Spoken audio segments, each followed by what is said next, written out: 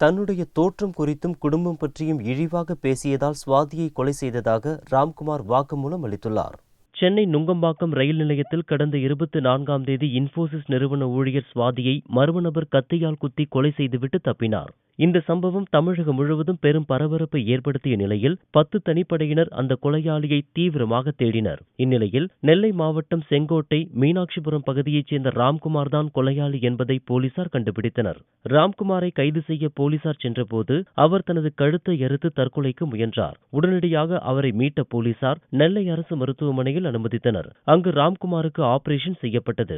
மயக்கம் தெளிந்த நிலையில் போலீசார் மற்றும் மாவட்ட வருவாய் அலுவலரிடம் வாக்குமூலம் அளித்தபோது சுவாதியை கொலை செய்ததை ஒப்புக்கொண்டார். பேஸ்புக் மூலம் சுவாதியுடன் பழக்கம் ஏற்பட்டதாக கூறினார். அதன் பிறகு சுவாதியை காதலிக்க துவங்கியதாகவும் சென்னைக்கு வந்து சுவாதியிடம் காதலை வெளிப்படுத்தியதாகவும் வாக்குமூலம் அளித்துள்ளதாக கூறப்படுகிறது. காதலை ஏற்க மறுத்ததோடு தன்னுடைய தோற்றம் குறித்தும் தனது குடும்பம் பற்றியும் இழிவாக பேசியதால் சுவாதியை அரிவாளால் வெட்டி கொலை செய்ததாக ராம்குமார் தெரிவித்தார்.